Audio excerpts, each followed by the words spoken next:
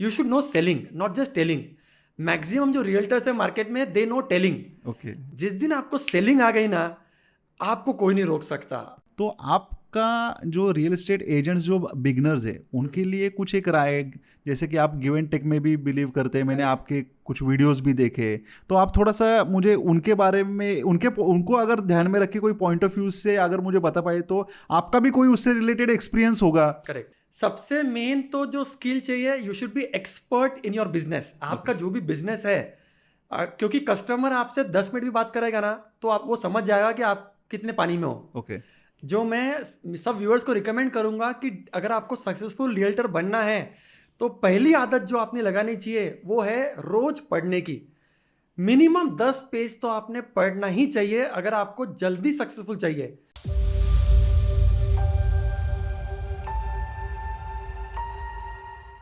Welcome Dinesh ji.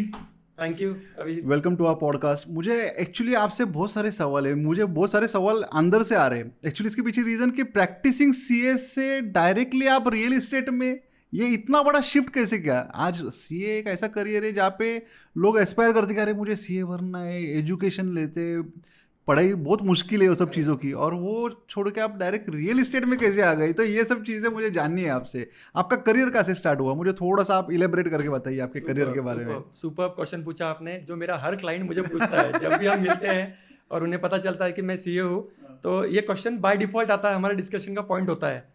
So before starting that, thanks a lot for inviting me to your podcast.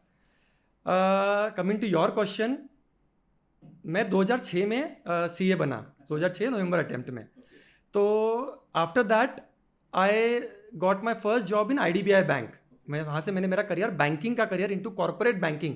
हम हर company जो 100 करोड़ के ऊपर turnover है उनका लोन्स करता था मैं as an analyst. That was my profile. फिर IDBI 1 साल काम किया. IDBI से फिर शिफ्ट हुआ मैं standard chartered bank. It's a foreign bank. वहाँ पर मैंने अराउंड 4 साल काम किया. लेकिन वहाँ पर 2 साल काम करने के बाद आई वॉज लाइक कि यार कुछ और करना चाहिए. जो मारवाड़ी में होता है ना, एक जनरली होता है कि यार खुद का कुछ करना है. So that was running in the background कि I wanted to do something. This is not something which I can do for lifetime. तो मैंने 2010 में रिज़ाइन करके मैंने खुद का बिजनेस शुरू किया था. डैड को ज्वाइन किया था. वो एक पहला फर्स्ट अटेम्प्ट था मेरा रियल इस्टेट में एंटर करने का. लेकिन 3 महीने बाद स्टैंडर्ड चार्टर्ड ने मुझे ऑफर लेटर भेजा that Dinesh we need you. And offer letter ये कंडीशन पे था, you have to accept the offer letter and you have to join in 1 week. And they have given me a salary hike of 70% in 2010, which was a recession time. 2010 में जो मुझे offer मिला, तो every one in my family was like Dinesh तेरे को 4-5 साल की salary hike एक साथ में मिल रही है, nothing doing, you should accept this offer which is a crazy offer. No brainer जिसको बोलते हैं ना, नो ब्रेनर ऑफर. हम जो डील बात करते हैं रियल एस्टेट में, भाई खरीद ले. सोचना भी नहीं चाहिए कि ये रेट में ये एरिया में खरीद ले. तो like that for me it was कि चला जा. Then again I entered into job. फिर मैंने वापस 1.5 साल वहाँ पे जॉब किया. लेकिन 1.5 साल बाद वापस मेरा वो जो कीड़ा होता है ना एंटरप्रेन्योरशिप का, वो बैकग्राउंड में एक्टिव था. तो ultimately in 2012 I took the plunge of entering into the world of entrepreneurship. लेकिन मैं 2012 में ट्रेनिंग में आया था, रियल एस्टेट में नहीं. मैं ट्रेनिंग में आया था बिकॉज 2010 में मैंने जो ब्रेक लिया था, उस ब्रेक में मैंने एक कोर्स किया था. पूना के एक अच्छे ट्रेनर है, उनका एक 1.5 महीने का कोर्स होता है, वो कोर्स किया था. And in that course I was very fascinated about transforming the lives of people. वो मेरे बैकग्राउंड में अच्छा कर रहा था. फिर मैंने वो 1.5 साल बहुत बुक्स पढ़ी, अच्छे कोर्सेज किए. तब मैंने फिर ट्रेनिंग शुरू किया. तो I started giving training into schools, colleges, corporates. तो ये चला 3-4 साल. लेकिन फिर बाद में ऐसा हुआ कि मुझे लगा कि यार now along with this I have time and I can do something else also. कुछ एक पैरेलल इनकम भी हो सकता है.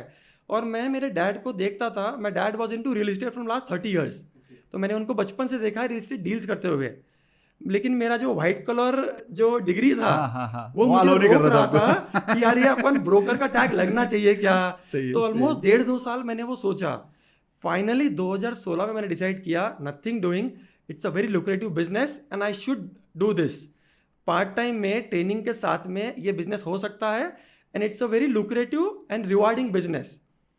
तब जाकर मैंने वो शुरू किया और मुझे जो पहला ब्रेक मिला 2 महीने बाद, जो मेरी एक अच्छी डील हुई, मैंने 2 3 BHK फ्लैट बेचे बानेर में एक साथ में एक क्लाइंट को, और वो जो डील हुई that give me the motivation to expand my business. और होता है ना, आपको डील ऐसी मिलती है, बिजनेस शुरू करते हो तो देन यू आर श्योर कि अब ये बिजनेस कर सकते हैं, लॉन्ग टर्म कर सकते हैं। So that was the journey of mine from starting into job to starting into real estate business as a entrepreneur. सही बात है।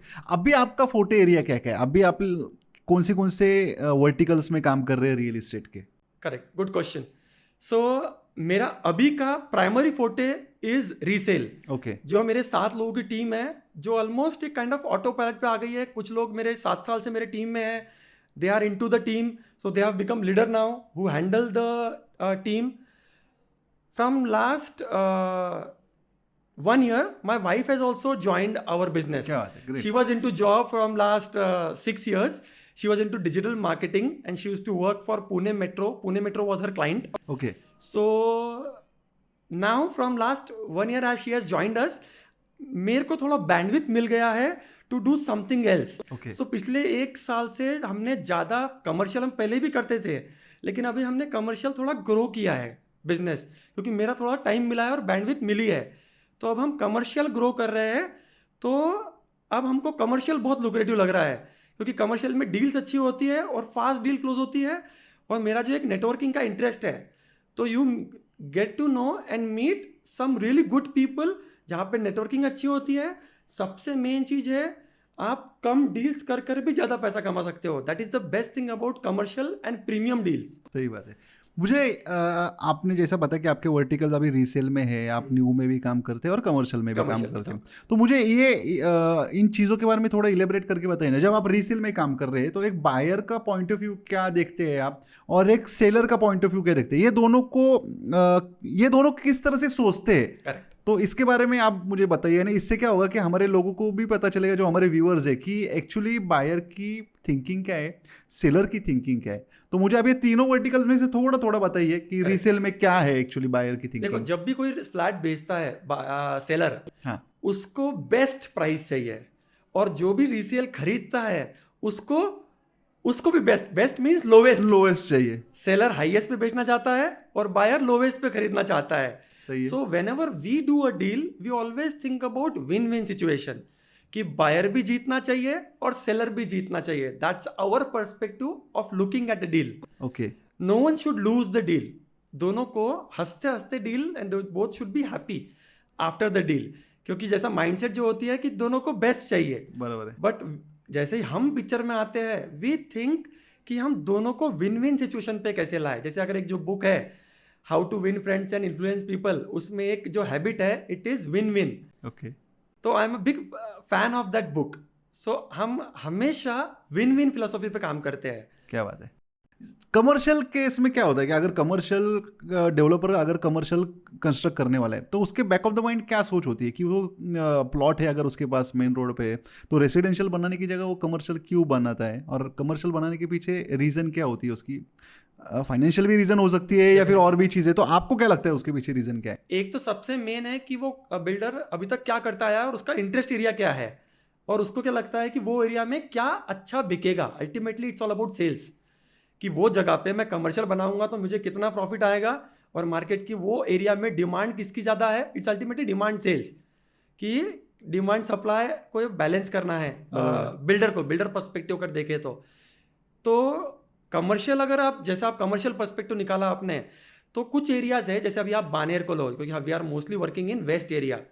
बानेर में आज कमर्शियल की बहुत अच्छी डिमांड है, मतलब ऑलरेडी अच्छा सप्लाई है, और अच्छे बिल्डर्स आ रहे हैं जो कमर्शियल लॉन्च कर रहे हैं। अगर बिल्डर्स लॉन्च कर रहे हैं, इसका मतलब डिमांड है। बिना डिमांड के कोई भी सप्लाई नहीं करेगा।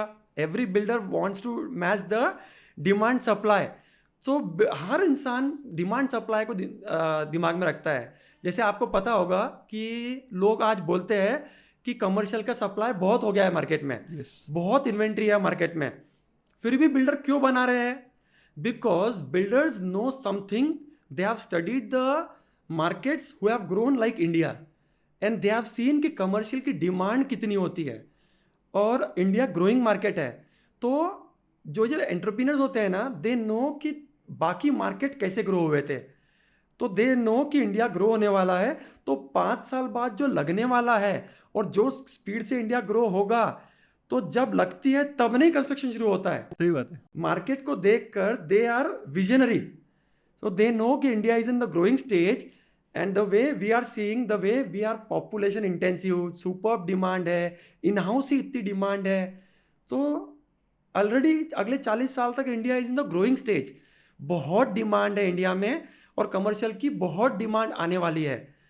तो all real estate friends, they should be 100% sure कि कमर्शियल की डिमांड रहेगी, मतलब रहेगी। सही सही। So sell commercial and builders should make commercial.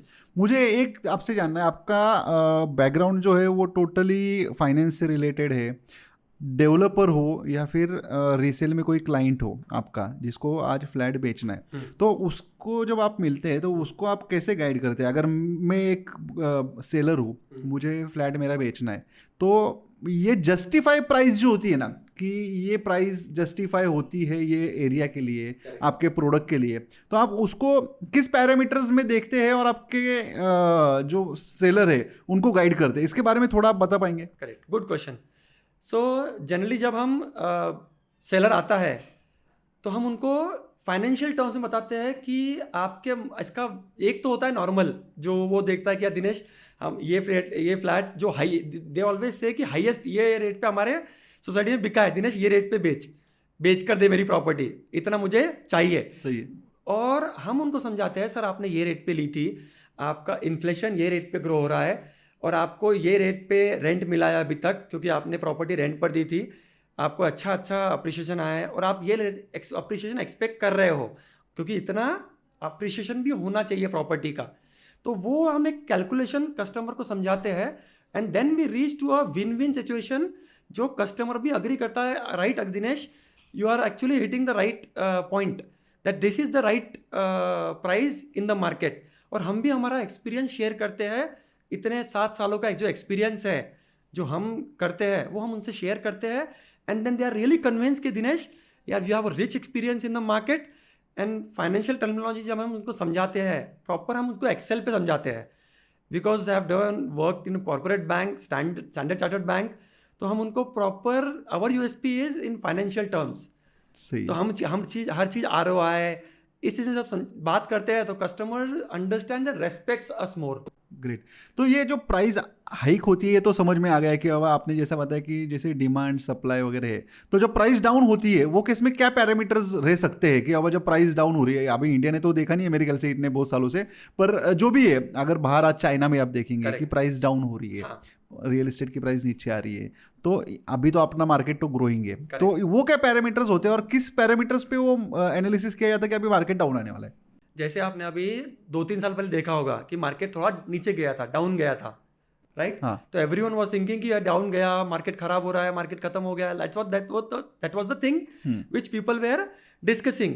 तो हर चीज की बिजनेस साइकिल होती है, जैसे शेयर मार्केट की भी ऊपर नीचे जाता है, तो रियल एस्टेट भी ऊपर नीचे जाता है जैसे। लेकिन आप अगर शेयर मार्केट देखो तो लॉन्ग टर्म में हमेशा रिटर्न देता है, वैसे ही रियल एस्टेट में भी है। अगर आप लॉन्ग टर्म देखोगे तो रियल एस्टेट हमेशा अच्छा रिटर्न देता है।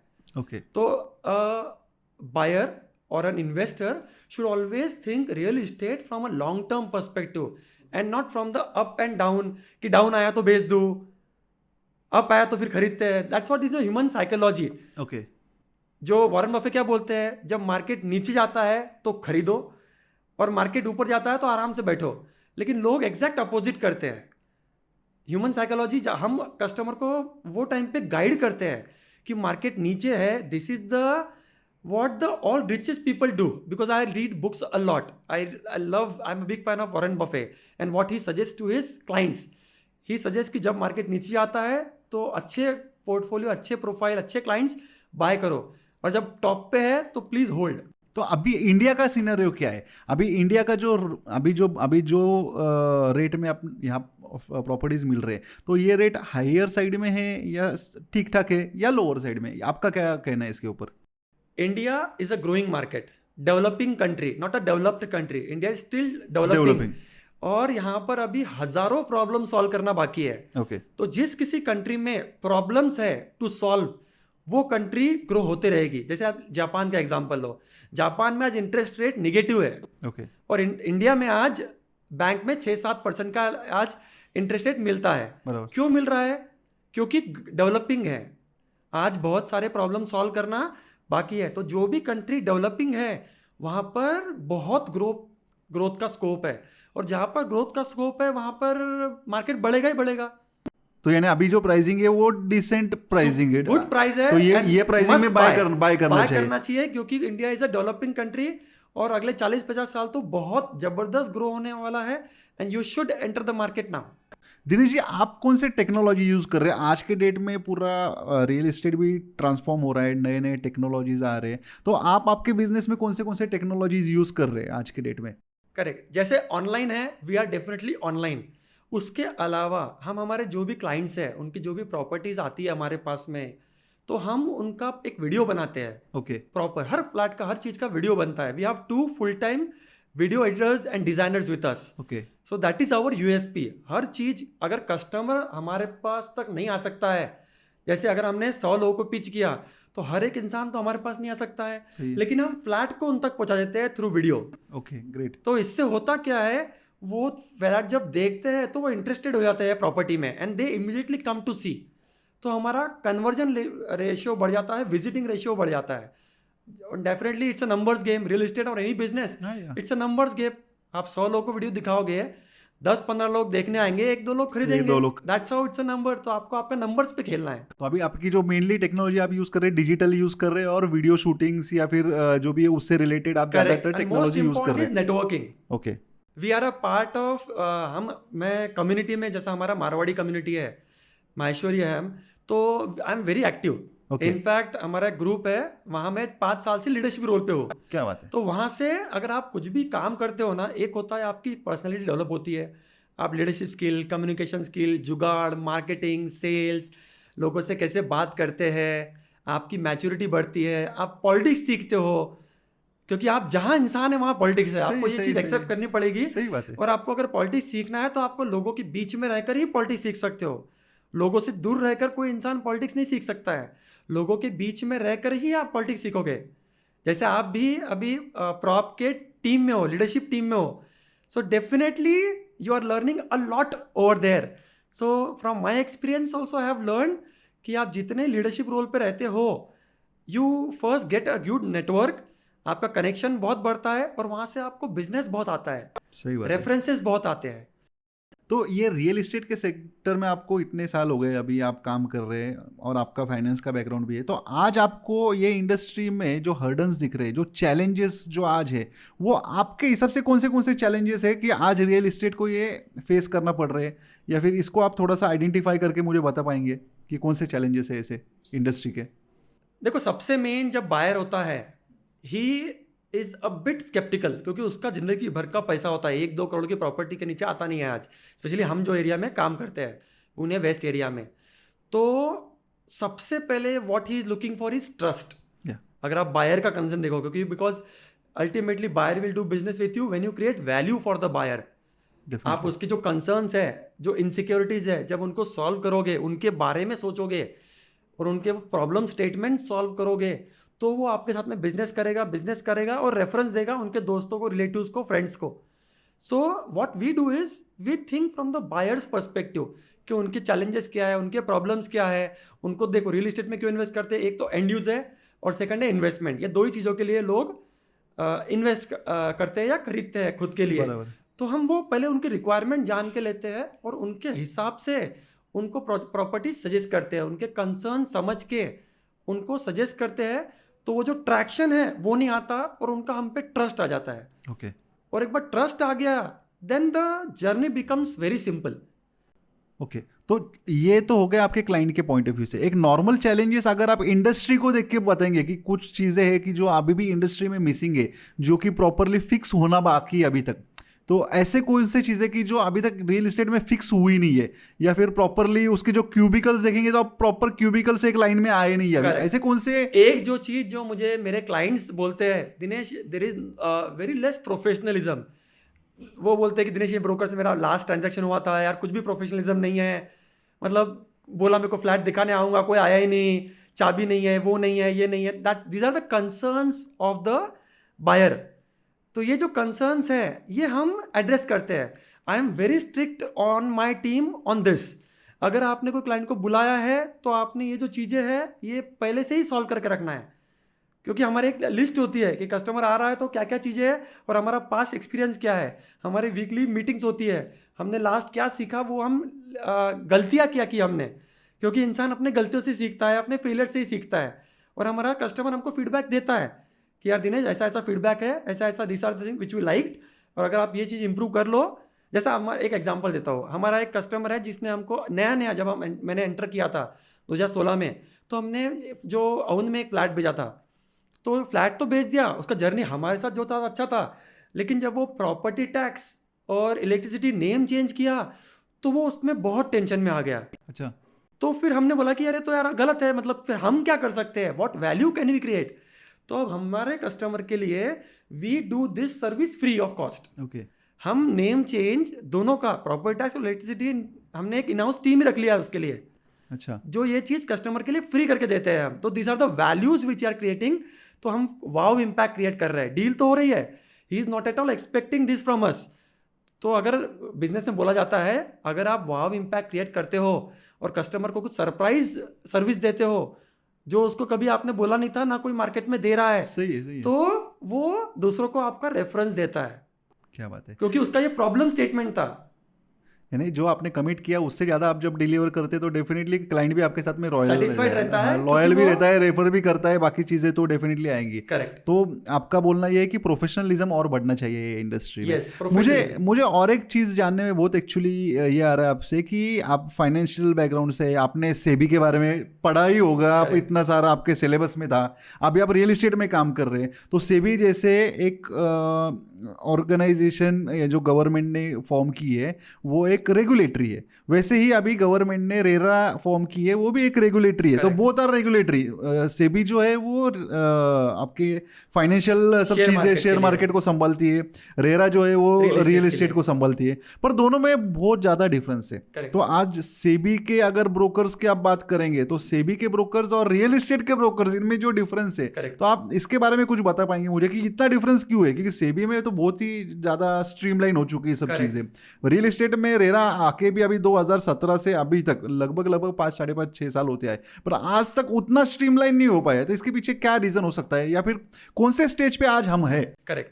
तो जैसे आप कोई भी चीज़ देखोगे तो एक मार्केटिंग टर्म्स में बोला जाता है, कोई भी जब नई चीज़ शुरू होती है तो उसके 4 स्टेज होते हैं, forming, storming, performing and norming. Okay.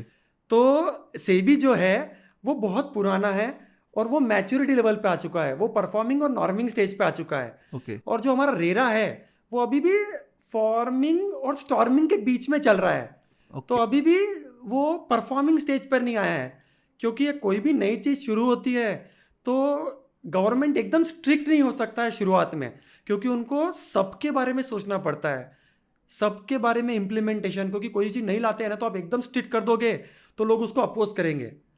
तो कोई भी, जैसे सेबी भी जब आया था तो वो लीनियंट था, धीरे धीरे उन्होंने स्ट्रिक्टनेस बढ़ाई। ओके। धीरे धीरे रियली उसको इम्प्लीमेंट करते हैं। जैसे अभी रेरा आया है तो उन्होंने इम्प्लीमेंट किया है, लेकिन अगर एकदम स्ट्रिक्ट हो जाएंगे तो लोग उसको अपोज कर देंगे। तो उन्होंने इम्प्लीमेंट करा है, जो लोगों ने अप्रिशिएट भी किया है। आज जो एंड यूज़र है दे आर रियली सेटिस्फाइड कि आज गवर्नमेंट हमारे बारे में सोच रही है। पहले क्या होता था कि फ्लैट बेच दिया, बिल्डर हाथ झटक देता था, कोई था नहीं उसका कि सीपेज आया 4 साल 5 साल बाद तो बिल्डर बोलता था भाई मेरा को लेना देना नहीं है, तुम देख लो क्या करना है। आज 5 साल तक कुछ होता है प्रॉपर्टी को तो बिल्डर इज रिस्पॉन्सिबल। सही है। जो बहुत पीस ऑफ माइंड है, अगर पोजीशन नहीं मिला तो बिल्डर इंटरेस्ट देगा, ये पहले नहीं था। तो ये जो सेफ्टी मिली है, पीस ऑफ माइंड मिली है बायर को, which is a very good sign for the industry as such. तो हमारे लिए भी कोई भी प्रोडक्ट को बेचना बहुत ईजी हो गया है। तो 10 years डाउन द लाइन आप रेरा को कहाँ देख रहे हैं? अगर आपने जो अभी बताया कि ये 4 स्टेजेस में से फॉर्मेशन होती है किसी भी चीज़ की, तो जैसे सेबी ने ये चारों स्टेज पास कर दिए, आज वो रेगुलर हो चुका है। आज रेरा जस्ट बिगिनिंग स्टेज में है, तो 10 साल सफिशिएंट टाइम है। तो 10 साल में रेरा कितना स्ट्रिक्ट हो सकता है, या फिर क्या सिचुएशन हो सकती है एक टेंटेटिवली? आपको क्या लगता है कि क्या मार्केट का सिनेरियो होगा आज से 10 साल के बाद? कितनी क्लियरिटी आ चुकी होगी रियल एस्टेट में? जैसे आप अभी एक सिंपल एग्जांपल लो, पहले उन्होंने रेरा लॉन्च किया, सब लोगों ने रजिस्टर कर दिया, ऑलमोस्ट 45,000 लोगों ने महाराष्ट्र में रेरा लिया, राइट? तो अब लोगों ने रेरा तो ले लिया, अब उन्होंने रेरा की एग्जाम लाई, राइट? रजिस्टर कर लिया, अब वो उसको एक एक चीज इंप्लीमेंट कर रहे हैं। ऐसे जब वो इंप्लीमेंट करेंगे, अब उन्होंने एग्जाम लाई, अब वो और कुछ लाएंगे। अब उन्होंने रिसेंटली, आप जैसा आपने देखा होगा, उन्होंने बोला कि आपने जितनी डील्स की है 6 महीने के डील्स का आपको फॉर्म भरने पड़ेंगे, राइट? तो एक एक करके रेरा जो गवर्नमेंट है वो स्ट्रिंजेंट करते जाएगा, which is very good sign for the market. इससे होगा क्या, प्रोफेशनल्स लोग मार्केट में टिकेंगे, which is very good for the market.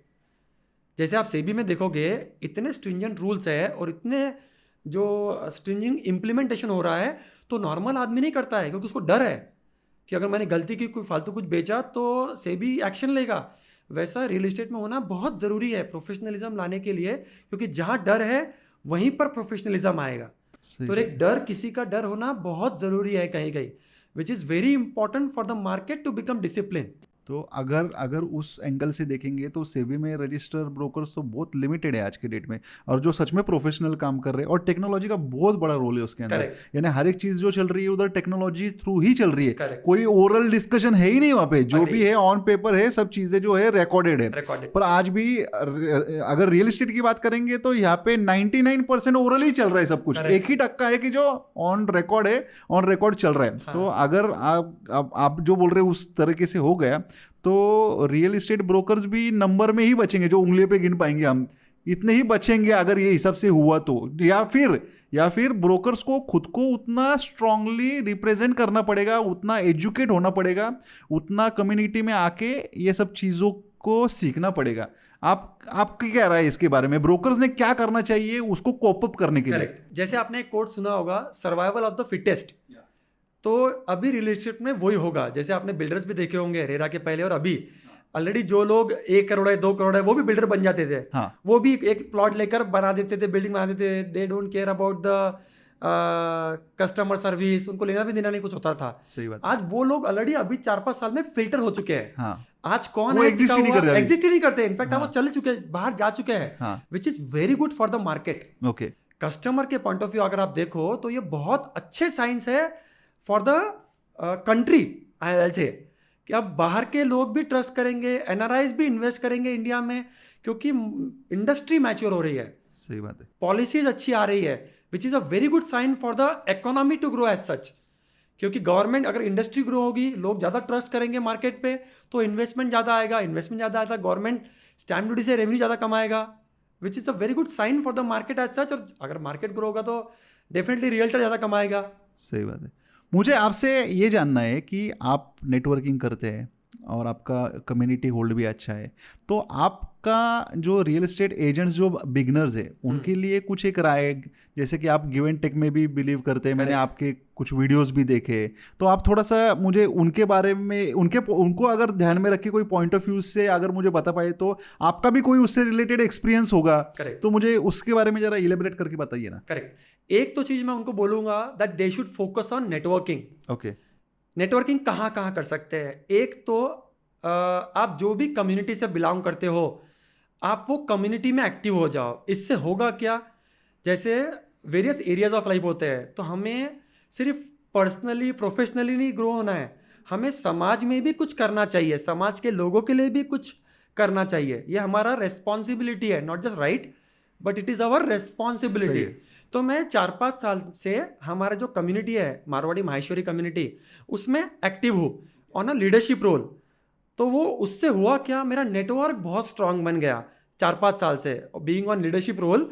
तो नेटवर्क स्ट्रांग बन गया, तो मेरा आज मेजर बिजनेस जो है, आज जैसे आपको पता होगा, your network is your net worth, which is a reality for us in our business as of now. तो मेरा एक मेजॉरिटी चंक बिजनेस हमारे कम्युनिटी से ही आता है, क्योंकि मैं क्रिकेट टीम स्पॉन्सर करता हूँ। हमारे 5 साल से मैं लगातार cricket, I am a big cricket fan.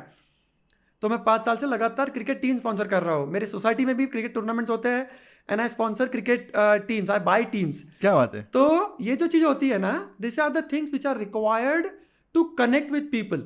तो जो लोगों के पास है, आप अगर वो चीज़ करते हो तो डेफिनेटली आप उनसे डायरेक्ट कनेक्ट हो जाते हो। सही है। Which are the good strategies to grow your market, और जिनका आरओआई क्रेजी आरओआई है।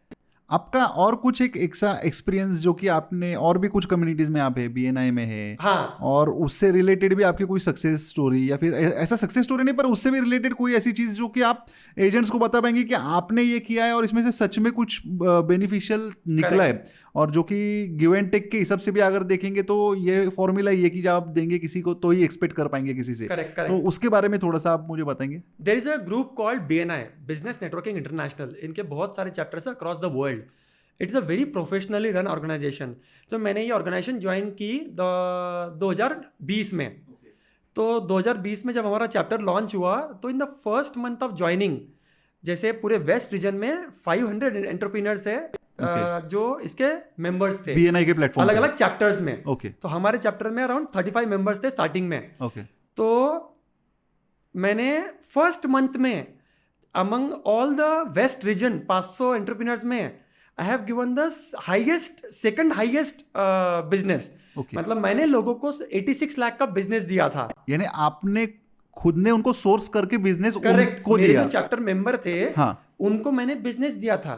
इसके वजह से मैं पूरे रीजन में सेकंड अवार्ड मिला था मुझे, हाईएस्ट बिजनेस गिवर का, सेकंड हाईएस्ट बिजनेस गिवर का। वो कितना अमाउंट है? 86 लाख का। क्या बात है, सही और है। मैंने मेरा ही रिकॉर्ड ब्रेक किया 5 महीने बाद, in the month of June I became the number 1।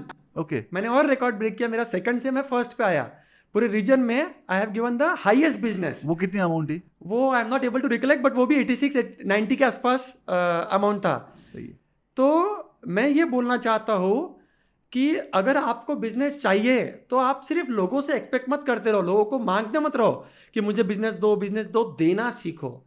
अगर आप देते रहोगे तो रिटर्न आएगा, मतलब आएगा, क्योंकि ये दुनिया काम करती है गिवर्स गेम फंडे पे। Givers gain, okay, givers gain funding पे। मतलब सही। आप दोगे तो लोग आपको देंगे। हर इंसान मतलब ही है। सही बात है। अगर आप इंसान के बारे में सोचोगे तो वो आपके बारे में सोचेंगे। एक कोट है जो मुझे अच्छा लगता है, if you help enough other people to get what they want, you will get what you want. आप अगर लोगों को अमीर बनाओगे तो वो आपको अमीर बनाएंगे, आप अगर उनको बिजनेस दोगे वो आपको बिजनेस देंगे। डेफिनेटली देना सीखो तो फिर आपको बिजनेस आएगा, which is actually happening in our business. सही बात है। ये बात तो आपने सही कही। डेफिनेटली मुझे ये जानना है एक्चुअली कि आप कंटिन्यूस एजुकेशन के लिए खुद के या फिर सेल्फ मोटिवेशन के लिए क्या करते हैं आप? यानी आप रेगुलरली मोटिवेट रहने के लिए रोज सुबह उठ के काम करना है, मोटिवेशन, तो आपको क्या मोटिवेट करता है रेगुलरली? करेक्ट। तो इसके लिए मैं 2 चीज़ करता हूँ बेसिकली। एक है आई रीड बुक्स अलॉट। मुझे बुक्स पढ़ने की बहुत अच्छी आदत है, जो मैं सब व्यूअर्स को रिकमेंड करूँगा कि अगर आपको सक्सेसफुल रियल्टर बनना है तो पहली आदत जो आपने लगानी चाहिए वो है रोज पढ़ने की। मिनिमम 10 पेज तो आपने पढ़ना ही चाहिए अगर आपको जल्दी सक्सेसफुल चाहिए, अगर आपको फास्ट सक्सेस चाहिए। This is the express highway आदत। अगर आपको नॉर्मल रोड से अगर फास्ट गाड़ी चलानी है तो हम कहाँ जाते हैं? एक्सप्रेस हाईवे पर जाते हैं। सही है। तो the express highway real estate business का है developing the habit of reading. तो इसमें आप स्पेसिफिकली कुछ बता पाएंगे कि कौन से बुक्स पढ़ना चाहिए? करेक्ट। तो ऐसा कुछ एक बुक जो मैं रिकमेंड करूंगा, how to win friends and influence people. ये आपको बताता है कि लोग सोचते कैसे हैं, लोग बिहेव कैसे करते हैं, लोगों से कम्युनिकेट कैसे करना चाहिए। ये बेस्ट बुक है ऑन ह्यूमन साइकोलॉजी, क्योंकि हम इंसानों से डील कर रहे हैं। जैसे एक होता है कि people buy emotionally and then defend with logic. तो ये हमें समझना बहुत ज़रूरी है और इसकी टेक्निकलिटी समझना बहुत ज़रूरी है। तो ये एक बुक है। एक और बुक है मिलेनियर रियल एस्टेट एजेंट। ये एक बुक मैंने पढ़ी और बहुत अच्छी बुक है जो लोगों ने पढ़ना चाहिए। इसमें पूरा स्टार्ट टू सक्सेस एंड बताया है कि एक जर्नी कैसे होनी चाहिए और क्या क्या चीज़ें एक एजेंट ने करना चाहिए। तो this is something which a beginner should do in their journey if they want to succeed faster. क्योंकि नॉर्मल तो हार्ड वर्क सभी कर रहे हैं। अगर आपको फास्ट सक्सेस बनना है along with hard work, you have to do smart work and this is the smart work. Definitely. एक और चीज़ जो मैं कर रहा हूँ, जैसे आपने बोला लर्निंग के लिए, तो मेरी बेटी अभी 12 साल की है। ओके तो मैंने मेरे जर्नी से जो मैं, अगर आप मुझे पूछो कि 12 साल के दिनेश राठी को आप क्या एडवाइस दोगे टू सक्सीड इन लाइफ, तो मैं मेरे बेटी को पिछले 2 महीने में, फॉरगेट अबाउट दो उसके पहले, मैं पब्लिक स्पीकिंग क्लास वगैरह तो उसकी बहुत पहले से शुरू है। 2 महीने से उसने 2 कोर्स किए पिछले 2 महीने में ही। एक कोर्स किया उसने मिनी MBA इन एंटरप्रीनरशिप, और दूसरा कोर्स किया उसने मिनी MBA इन फाइनेंस। क्या बात है। क्योंकि मुझे पता है इन 2 चीज़ का इंपॉर्टेंस क्या है। तो आज मेरी बेटी को बिजनेस वर्टिकल्स क्या रहते हैं, different types of businesses, marketing के तरीके क्या होते हैं, स्टीव जॉब्स की कंपनी जो है एप्पल, वो कैसे मार्केटिंग करती है, वो कैसे ग्रो होती है, ग्रोथ की स्ट्रैटेजीज क्या है, फाइनेंस में ROI किसको बोलते हैं, CAGR किसको बोलते हैं, ये आज 20 साल के बच्चे को भी पता नहीं होगा, जो मेरी बेटी को पता चल गया है कि CAGR क्या होता है। उसने इसके ऊपर last day of the class presentation दिया कि CAGR क्या होता है, कंपनी ग्रो कैसे होती है, स्टॉक मार्केट कैसे ग्रो होता है, स्टॉक मार्केट में पैसे क्यों इन्वेस्ट करना चाहिए, जो टेक्निकल टर्म्स होते हैं शेयर मार्केट के, जो मैक्सिमम लोगों को पता भी नहीं होते, 20-25 साल के हो जाते हैं। Now my daughter knows this at the age of 12। क्या बात है। Because she has given me the traits that she is interested in becoming an entrepreneur. She is a risk taker. उसको लोगों से बात करना अच्छा लगता है, लोगों से कनेक्ट होना अच्छा लगता है। तो इसी से मेरा अगला सवाल है कि स्किल्स एंड नॉलेज क्या होनी चाहिए एक रियल एस्टेट एजेंट में, उसको जब बिजनेस में आना है, या फिर जो पहले से ही बिजनेस में है, पर स्किल्स एंड नॉलेज कौन से उसको और एक्वायर करना चाहिए ऐसे आपको लगता है? क्योंकि आपके भी बहुत सारे वर्टिकल्स है बिजनेस में, तो आपके किस तरह से स्किल्स एंड नॉलेज आपने एक्वायर की है और आप क्या गाइड करेंगे लोगों को? करेक्ट। सबसे मेन तो जो स्किल चाहिए, you should be expert in your business. आपका जो भी बिजनेस है, क्योंकि कस्टमर आपसे 10 मिनट भी बात करेगा ना, तो आप वो समझ जाएगा कि आप कितने पानी में हो। ओके अगर this is what something I feel कि कस्टमर जब आपको, there are 2 things which I feel is, one is telling, other is selling. You should know selling, not just telling. Maximum जो रियल्टर्स है मार्केट में, they no telling. Okay जिस दिन आपको selling आ गई ना, आपको कोई नहीं रोक सकता। आप कस्टमर सिर्फ कन्विंस ही नहीं होगा। जैसे मैं आपको एक एग्जांपल, मेरा रियल अभी डील बताता हूँ कि अभी मैंने एक डील की हमने 6 महीना पहले। तो हमने वो कस्टमर को एक सोसाइटी में बानेर में फ्लैट दिया, एक प्रीमियम सोसाइटी में। He is a managing director of a big company. Okay अब वो मुंबई से पुणे रिलोकेट हुए, तो हमने उनको फ्लैट दिया। अब सेकंड चीज, वो अब फ्लैट बाय करने का सोच रहे हैं, तो इमीडिएटली उन्होंने हमको कांटेक्ट किया कि दिनेश, हमको बाय करना है फ्लैट, इमीडिएटली बता, हमको 2 महीना 3 महीने में ही फ्लैट बाय करना है। तीसरा, उनके ऑफिस के लिए they are looking an office in Baner area, तो अब हम ऑफिस भी दिला रहे हैं। ओके तो वी लुक एट कस्टमर। जो मैं रियल्टर को बोलना चाहूँगा, आप वन टाइम डील मत देखो कस्टमर को कि एक काम किया और भूल गए कस्टमर को। Look at, there is a terminology in marketing which is called as LTV, life time value of customer. तो इस सिचुएशन में एग्जांपल, जैसे एक कस्टमर से हम 3 बार कमा रहे हैं। अच्छा, मतलब एक तो रेंट का इनकम, सेकंड इज उसका खुद का फ्लैट, तीसरा हम खुद लोन भी करते हैं, तो उसका लोन भी हम ही करेंगे, क्योंकि हम 5-5.5 साल से हमने ये भी हमको कस्टमर नहीं बोला है, ओके दिनेश फ्लैट लिया है, तुम लोन क्यों नहीं करते? तो कस्टमर के फीडबैक करके हमने लोन भी शुरू किया। ओके ये एक और वर्टिकल है हमारा बिजनेस, हम लोन करते हैं। तो हम कस्टमर को एक पूरा पैकेज डील देते हैं, doorstep service, end to end service. Customer को कुछ भी टेंशन लेने की जरूरत नहीं है। और तीसरा, जैसा उनकी कमर्शियल रिक्वायरमेंट जो भी होती है, तो वो भी हम फुलफिल कर रहे हैं, because is at higher position, decision making position. और एक बार रिलेशनशिप बिल्ड होती है, तो हर चीज में हमारे साथ डील करेगा। तो ऑलवेज जो भी नए, उनको मैं सजेस्ट करूंगा कि focus on becoming expert in your area. अपने नॉलेज को ग्रो करो, अपने स्किल सेट्स को हमेशा ग्रो करते रहो। मार्केटिंग के ऊपर बुक्स पढ़ो, मार्केटिंग के कोर्सेज करो, सेल्स के बुक पढ़ो, सेल्स के कोर्सेज पढ़ो। तो ये जो जितना आप करोगे, आपका एफर्ट कम, रिटर्न ज़्यादा होगा। सही बात है।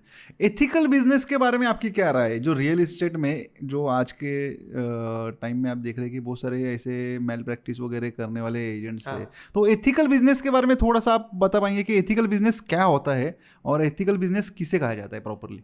वेरी गुड क्वेश्चन अभिजीत, ये मेरे दिल के बहुत पास है। और मुझे बहुत चुभता है जब लोग अनएथिकल प्रैक्टिस करते हैं। जैसे लोग डेटाबेस लाते हैं और उनको कॉलिंग शुरू करते हैं, कोल्ड कॉलिंग शुरू करते हैं। This is a marketing strategy, but we don't like, पिछले 7 साल से हम रियल एस्टेट में हैं, हमने आज तक एक भी कोल्ड कॉल नहीं किया है. This is something which I hate. When I get a cold call I don't like it.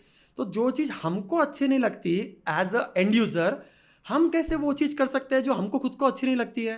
So we never use unethical practice. जब तक हमको कस्टमर ने कॉन्टैक्ट नहीं किया है that we are looking for this services, we don't contact them. अगर आप में सच में दम है तो आपकी मार्केटिंग स्ट्रेटेजी अच्छी करो, लीड जनरेशन स्ट्रेटेजी को बढ़ाओ, कस्टमर आपको कांटेक्ट करना चाहिए और तब उसको अच्छी वैल्यू क्रिएट करो. But doing this cold calling, उसको हरास करना, कॉलिंग करते रहना, दिस इज अनएथिकल. और इसकी वजह से रियल्टर्स का, इंडस्ट्री का नाम खराब होता है. सही बात है. इसकी वजह से जो नाम खराब है ना रियल्टर्स का, इन रियल्टर्स की वजह से पूरे रियल्टर्स का नाम खराब होता है. सही है. मुझे अभी ये जानना है कि आपकी कोई एक विन विन सिचुएशन जो आपने आपके क्लाइंट के लिए क्रिएट की है, जैसे ही आपके अभी पूरे अपने कन्वर्सेशन में आपने जितना भी डिस्कशन किया उसमें से विन विन सिचुएशन वाली डील मुझे जाननी है आपकी. यस. तो एक डील जो मेरे बहुत दिल के पास है, एक मेरे क्लाइंट है जो एक बहुत बड़ी कंपनी के ओनर है. ओके. तो उनका एक 2 BHK फ्लैट था बानेर में. तो they were trying to upgrade, क्योंकि उनके पेरेंट्स भी उनके पास रहने के लिए आ रहे थे. पहले पेरेंट्स बोलते कि हम आने वाले नहीं हैं, हमें गांव में ही खुश है. और अचानक पेरेंट्स ने बोला कि अब हम आते हैं. ओके. तो दे सेड कि अब 2 BHK छोटा होगा, तो they were trying to upgrade to 4 BHK. तो उनको 2 BHK उनका सेल करना था. लेकिन 1.5 साल पहले ही उन्होंने 35 लाख खर्चा करके उन्होंने इंटीरियर किया था. ओके. तो इतना अच्छा इंटीरियर, लेकिन जो बायर होता है उनका पर्सपेक्टिव होता है कि मैं मेरा इंटीरियर खुद करूंगा, तो मुझे ये इंटीरियर की कोई वैल्यू नहीं है, तो मैं इंटीरियर का पैसा क्यों पे करूं. राइट. बायर अपने पर्सपेक्टिव से राइट है. अब यहाँ पे राइट रॉन्ग कुछ नहीं होता है. यहाँ हमारा काम शुरू होता है वैल्यू क्रिएशन का, विन विन सिचुएशन का, कि सेलर भी खुश होना चाहिए और बायर भी खुश होना चाहिए. तो वहाँ से हमने सर्च शुरू की कि हम दोनों को कैसे खुश करें. तो एक हमारा जो रेफरल से कस्टमर आया हमारा मुंबई का. ओके. तो they were looking for a furnished flat. तो अच्छा. जैसे ही हमने उनको ये फ्लैट दिखाया, they like the flat. Immediately 2 दिन में वो डील क्लोज हुई. और अब इसको हम बोलेंगे विन विन सिचुएशन. मतलब उनको इमीडिएट शिफ्ट होना था, इमीडिएट उनको वो प्रॉपर्टी मिली जो उनको चाहिए थी, सेलर को भी वो प्राइस मिली जो उनको चाहिए थी. और buyer literally fall in love with the interior. Okay. उन्होंने मार्बल लगाया था, उनका टेस्ट बहुत अच्छा था, एंड विच ही अप्रिशिएटेड. ऐसे लोग होने चाहिए जो अप्रिशिएट करे इंटीरियर को. So this is our job as a realtor to find a win win situation. और ये दोनों कस्टमर आज भी हमारे टच में हैं और पिछले 3 साल से हमें कंटिन्यूस बिजनेस मिल रहा है इन दोनों कस्टमर से. So this is what I call win-win situation and creating value for the customer. और एक मेरा आखिरी सवाल है आपसे कि आप भी रियल एस्टेट एसोसिएशन के एक मेंबर है. करेक्ट. ठीक है. आपने भी बहुत सारा बिजनेस नेटवर्किंग में किया हुआ है. तो इसकी ज़रूरत कितनी है या क्यों इसकी ज़रूरत है ऐसा आपको लगता है, या क्यों ज्वाइन करना चाहिए किसी एसोसिएशंस को, क्यों संगठित रहना ज़रूरी है? करेक्ट. जैसे मैं भी एक एसोसिएशन का मेंबर हूँ which is called as prop, professional realtors of Pune. और ऑलमोस्ट 4-5 साल हो गए जहाँ से मैं इसका मेंबर हूँ. तो यू कैन नॉट इमेजिन कि बेनिफिट कितना होता है. एक होता है प्रोफेशनल अपडेट्स, दूसरा आप जब अपने से ऊपर वाले लोगों से मिलते हो तो that is something which inspires you. 2 चीज़ें हो सकती है जब आप अपने ऊपर से लोगों से मिलते हो. एक आप इनसिक्योर फील हो सकते हो, एक आप इंस्पायर हो सकते हो. वाह यार क्या डील करता है यार, एक दिन में 200 डील किए. I look at it from the perspective of getting inspired. जब भी आप अलग पर्सपेक्टिव से देखते हो, एक पॉजिटिव पर्सपेक्टिव से देखते हो कि यार बंदा ज़बरदस्त है यार, मैं क्या सीख सकता हूँ इससे और मैं मेरे बिजनेस में क्या इंप्लीमेंट कर सकता हूँ. जब आप इन लोगों की संगत में रहते हैं, जैसे एक कोट है, you are average of 5 people with whom you spend your maximum time. Great. एक बहुत फेमस कोट है. तो एसोसिएशन में रहने का सबसे अच्छा फायदा है कि आप इन लोगों की संगत में जो 1-1 साल में 4-4 हज़ार फ्लैट बेच रहे हैं, जैसे अभिजीत आप भी पुणे वेस्ट एरिया में, ये एरिया में जो है आप ज़बरदस्त डील करते हो और आपकी टीम इतनी बड़ी है. तो आपके साथ भी मैं आपको इतना फॉलो कर रहा हूँ, आपको देख के मैं भी इंस्पायर हूँ. I will give you a result of this association में रहने का फ़ायदा. दैट इन नेक्स्ट 15 डेज मैंने अभी उसके लिए मेरा ऑफिस भी अपग्रेड किया है. And in next 15 days I am also starting my podcast. क्या बात है, So सही this सही is an सही। I'll give you a immediate benefit of association, of staying in an association. आप लाइक माइंडेड लोगों के साथ में रह के, अपने से अच्छे लोगों के साथ में रह के, आप उनसे बहुत चीज सीखते हो सही है, और सही आप अपने बिजनेस में वो चीजें इम्प्लीमेंट करते हो. क्या बात सो है। This is something which I suggest to those people कि डोंट जस्ट ऑब्जर्व, अपने आसपास के लोगों से इंस्पिरेशन लो और उसको, मैं उसको कॉपी नहीं बोलूंगा. इंस्पिरेशन किसको बोलते हैं? कंपैरिजन नहीं बोलूंगा इसको.